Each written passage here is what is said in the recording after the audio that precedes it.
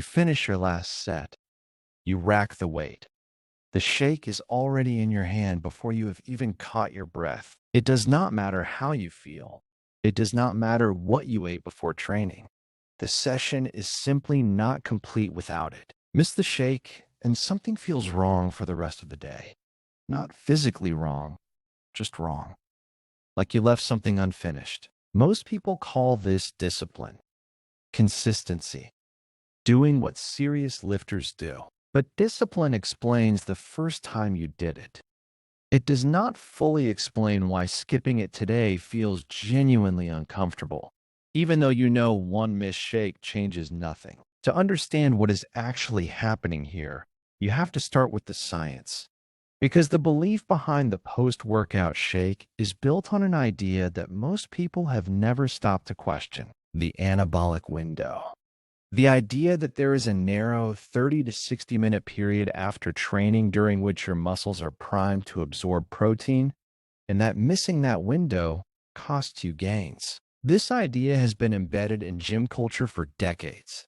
It has sold billions of dollars worth of protein supplements, and it is, by current evidence, largely overstated. A landmark study by Brad Schoenfeld, published in the Journal of the International Society of Sports Nutrition, took 21 resistance-trained men and split them into two groups. One group consumed 25 grams of protein immediately before training.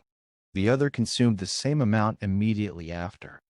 After 10 weeks, both groups showed identical changes in muscle mass and strength. The timing did not matter.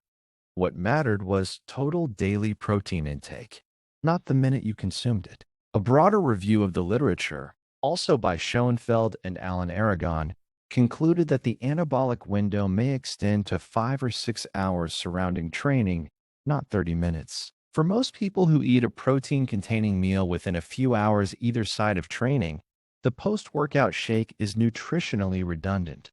The body does not care about the clock the way the supplement industry told you it did, and yet the ritual persists. And it persists harder than almost any other gym behavior, which tells you this was never really about the protein. To understand what it is actually about, you have to understand what rituals do for the human brain. Because the post-workout shake is textbook ritual behavior, whether the person performing it knows it or not. Research in behavioral psychology defines a ritual as a repetitive sequence of actions performed in a fixed order, where the connection between the action and its stated purpose is less important than the psychological function the action serves. The shower you take the same way every morning. The coffee made in a specific sequence before you can start work. The protein shake that closes the workout. These are not just habits. They are psychological anchors. Structures that create a felt sense of completion, control, and order in an uncertain world. And the gym is a very uncertain place psychologically for many people, even the ones who look like they own it. Think about what happens during a hard training session. You push beyond comfort. You fail reps. You question your progress. You are physically depleted and mentally exposed in a way that most other daily activities never produce. The brain does not love this state. It wants closure. It wants a signal that the challenge is over and order has been restored. The protein shake is that signal. It is the psychological full stop at the end of a sentence. The workout opens a loop. The shake closes it. Psychologists call this need for closure and completion the Zeigarnik effect, the well-documented tendency of the brain to carry the tension of incomplete tasks until they are finished. The person who skips the shake does not just miss the protein. They leave the loop open. And open loops create low-level psychological tension that follows them through the rest of the day. This is why it feels wrong even when they know rationally that nothing has been lost nutritionally. The feeling is real. It is just not about the protein. Now here's where the psychology deepens. Because not everyone who drinks a post-workout shake is doing the same thing psychologically. For some people, the shake is a clean, functional habit. Convenient protein they genuinely need to hit their daily targets. No emotional charge, no anxiety if they miss it. Just a useful tool they happen to use consistently. But for another group, something different is happening, and the distinction matters. For this second group, the shake is not just nutritional, it is a control mechanism, a way to impose certainty over a process, muscle growth, that is fundamentally uncertain and invisible. You cannot see your muscles growing. You cannot feel protein synthesis happening.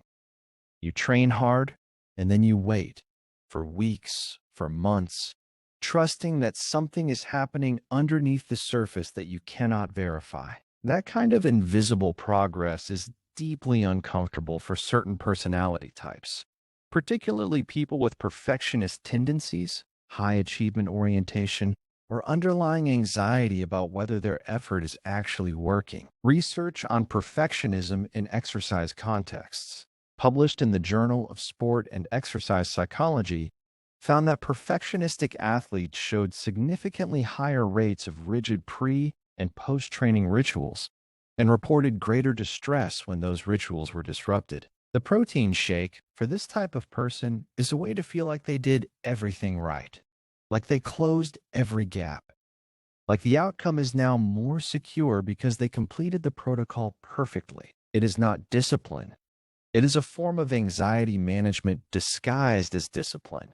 And the difference between those two things is important because discipline expands your capabilities. Anxiety management, dressed as discipline, quietly shrinks them.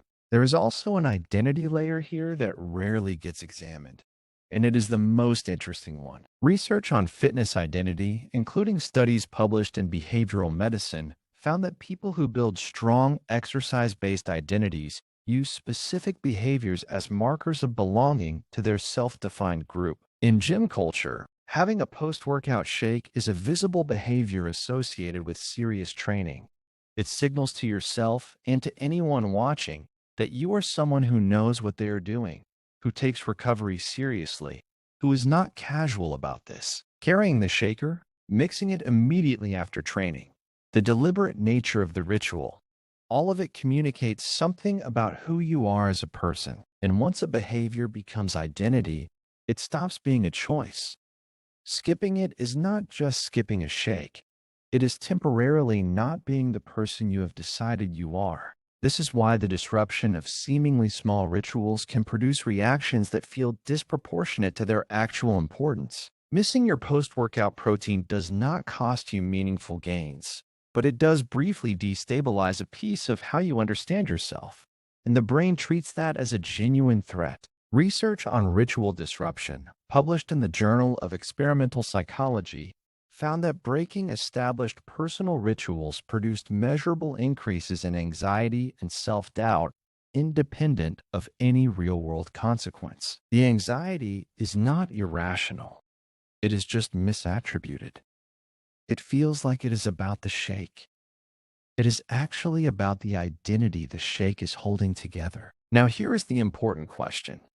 When does a post-workout ritual stop being a useful anchor and start being something that controls you rather than serves you? The answer is not about frequency. Drinking a shake after every session is not inherently a problem. The question is, what happens when you cannot? If you finish a session without your shake and feel mildly inconvenienced, that is a habit. If you feel genuine anxiety, a sense of failure, a need to compensate elsewhere, that is something worth examining. Psychologists studying compulsive health behaviors found that the key marker of a problematic ritual is not the behavior itself, but the emotional experience when it cannot be performed.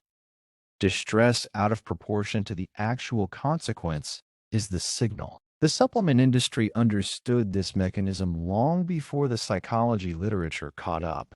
The anabolic window myth was never primarily a scientific claim. It was a psychological one. It told people that missing the window would cost them gains. And for certain personality types, that threat activated exactly the kind of anxiety that rituals are designed to manage. Once the ritual was established, the behavior became self-sustaining regardless of whether the science held up. The protein timing research has shifted significantly. The behavior has not. That gap between what the evidence says and what the behavior continues to be is where the psychology lives. None of this means the post-workout shake is bad. It is not. Protein is important. Consistent habits matter. If the shake helps you hit your daily targets and closes the session on a satisfying note, use it. But know what it is doing for you, not just physically, psychologically. Because the people who get the most out of their training over the long term are not the ones who perform their rituals most perfectly. They are the ones who understand why they perform them. And that understanding is the difference between a tool you use and a routine that quietly uses you. If this video made you think differently about the habits you never thought to question, subscribe and hit the bell for more psychology breakdowns that go deeper than the surface.